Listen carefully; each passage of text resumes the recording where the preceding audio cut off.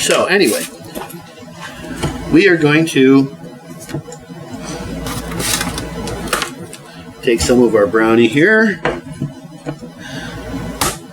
put it on. Yeah, let's just go right to the cheese here.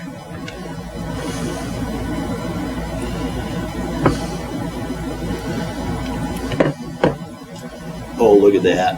Oh, man. Yeah. How'd you like to lick these beaters? Yeah, man. At heart, I would.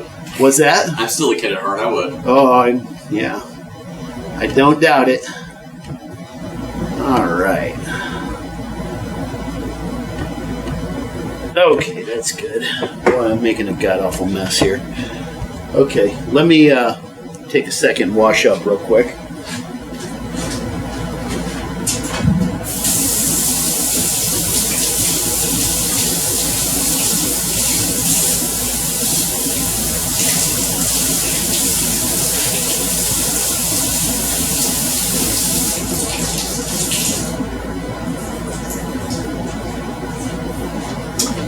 All right, folks, thank you for your patience. Okay, so what we want to do is just use the majority of our brownie here in the pan.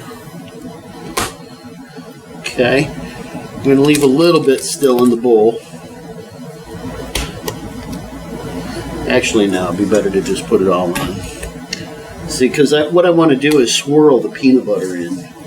So what I'll do is I'll put this flat. I'll spread this all out, and then I'll take some of that peanut butter and put it on and clump it around, and then I'll swirl it in.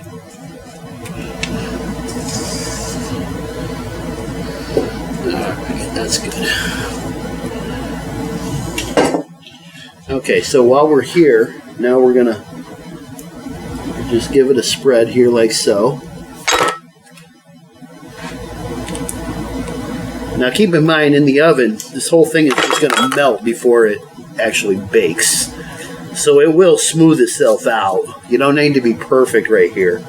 If you have some thick spots and some thinner spots, it's actually pretty good because then it'll add that much more texture once you put the peanut butter layer on top. Okay, so basically, there we go. It's somewhat even. We got a few low spots, but that's okay. It'll all melt in the oven anyway, right? Oh, it all melts together. Yeah. Alright, so put that. Should have just left that be. Okay.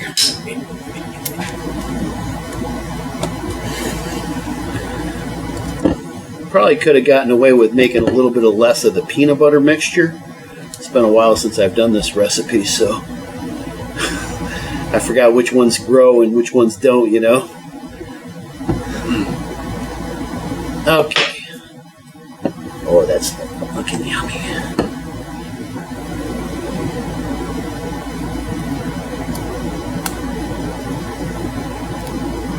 I'm only going to use half of this peanut butter mixture.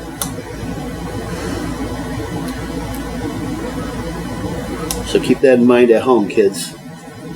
I made twice as much as I needed for this amount of chocolate brownie mix. Okay, notice I'm just kind of clumping them. This is actually like peanut butter cheesecake, actually. I would probably want to add a little more egg to it if I was going to bake it as a cheesecake, though. Okay, put a little bit more right here. Alright, now I am certain that we'll make the most amazing cheesecake. Well, oh yeah, absolutely. Now watch this. What I'm going to do is I'm going to use my spatula and I'm going to turn the chocolate over the peanut butter. Okay? See? See what you're doing. See how I'm kind of just swirling it in? See how I'm taking... See? I'm taking some of the chocolate and I'm covering the peanut butter with it. Like so. Okay? What you want is, you know, some peanut butter in every bite. Well, not every bite, but but you don't want it to be overwhelmingly peanut butter, you know. Right. So once you swirl this in,